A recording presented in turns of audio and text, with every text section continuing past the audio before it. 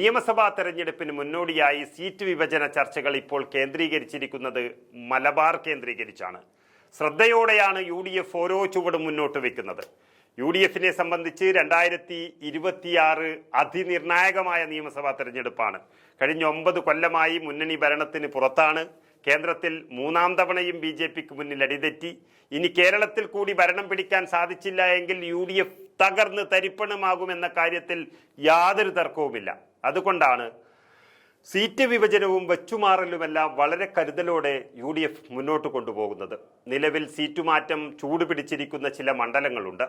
അതിലൊന്നാണ് തിരുവമ്പാടിയും പട്ടാമ്പിയും. ഈ 2 സീറ്റ് കേന്ദ്രീകരിച്ച് മുസ്ലിം ലീഗും കോൺഗ്രസും തമ്മിലുള്ള ചർച്ചകൾ നടക്കുന്നുണ്ട്. കണ്ണൂർ സീറ്റ് ലീഗിന് നൽകുന്ന കാര്യത്തിലുള്ള ചർച്ചകൾ നടക്കുന്നതിനൊപ്പമാണ് ഈ 2 സീറ്റിലും കോൺഗ്രസും ലീഗും തമ്മിലുള്ള വച്ചുമാറ്റത്തെക്കുറിച്ച് ആലോചന പുരോഗമിക്കുന്നത്. നിലവിൽ മുസ്ലിം ലീഗ് മത്സരിച്ചു വരുന്ന തിരുവമ്പാടി കോൺഗ്രസ് ഏറ്റെടുത്തുകൊണ്ട് മത്സരിച്ചാൽ വിജയിക്കാനാകുമെന്നാണ് നേതൃത്വത്തിന്റെ കണക്കുകൂട്ടൽ വന്നിരിക്കുന്നത്. 2016 ലീഗ് സ്ഥാനാർത്ഥി VM ഉമ്മർ മാസ്റ്ററെ പരാജയപ്പെടുത്തി CPMലെ ജോർജ് M തോമസ് പിടിച്ചെടുത്ത മണ്ഡലമാണ് തിരുവമ്പാടി. 2021 ലീഗിന് മണ്ഡലത്തിൽ പരാജയം ഏറ്റുവാങ്ങേണ്ടി വന്നു. ഇതോടെ ഈ സീറ്റ് വിട്ടുകൊടുക്കാമെന്നൊരു ധാരണയിലാണ് ലീഗ് എത്തി നിൽക്കുന്നത്.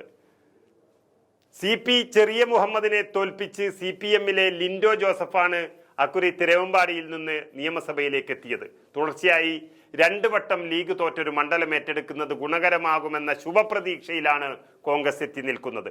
ഹൈന്ദവ വിഭാഗത്തിൽ നിന്ന് ഒരു സ്ഥാനാർത്ഥിയെ നിർത്തിയാൽ വിജയം ഉറപ്പാക്കുമെന്നാണ് അവർ കണക്കുകൂട്ടുന്നത്. കഴിഞ്ഞ തവണ സീറ്റ് കോൺഗ്രസ് ഏറ്റെടുക്കുമെന്നൊരാവശ്യം കത്തോലിക്ക സഭ നേതൃത്വം മുന്നോട്ട് വച്ചിരുന്നു. എങ്കിലും അത് ഉണ്ടായില്ല. എന്നാൽ ജയിക്കാമെന്ന കണക്കുകൂട്ടലിൽ ലീഗ് അതിന് വഴങ്ങാതിരുന്നു. ബിഷപ്പ് ഹൗസിലെത്തി കുഞ്ഞാലിക്കുട്ടി അടക്കം ചർച്ച നടത്തിയാണ് അന്ന് തിരുവമ്പാടി സീറ്റ് ലീഗിൽ തന്നെ പിടിച്ചു നിർത്തിയത്. കോഴിക്കോട് വയനാട് മേഖലയിൽ ക്രിസ്ത്യൻ സമുദായക്കാരായ ആരും മത്സരിക്കുന്നില്ല എന്ന സാഹചര്യവും സഭാ നേതൃത്വം ഉന്നയിച്ചിരുന്നു.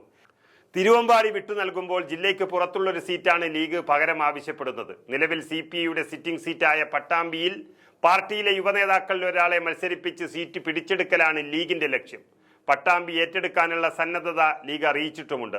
2016 തെരഞ്ഞെടുപ്പിലാണ് CP മുഹമ്മദിന്റെ കോട്ടയായിരുന്ന സീറ്റ് മുഹമ്മദ് മുഹസിനിലൂടെ CPI പിടിച്ചെടുത്തത്.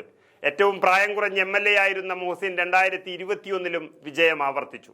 യൂത്ത് കോൺഗ്രസ് നേതാവ് റിയാസ് മുക്കോളിയെ മത്സരിപ്പിച്ചിട്ടും കോൺഗ്രസിന് ജയിക്കാനായില്ല. കോൺഗ്രസിൽ നിന്നും CPI പിടിച്ചെടുത്ത ഈ മണ്ഡലം ന്യൂനപക്ഷ വോട്ടുകളുടെ സഹായത്തോടെ UDFിലേക്ക് തിരിച്ചെത്തിക്കാനാകുമെന്നാണ് മുസ്ലിം ലീഗ് ഉറപ്പു പറയുന്നത്. എന്നാൽ പാലക്കാട് വിജയസാധ്യതയുള്ള സീറ്റ് ലീഗിന് കൈമാറുന്നതിന് ജില്ലയിലെ കോൺഗ്രസ് നേതൃത്വത്തിന്റെ നിലപാടും നിർണായകമാണ്.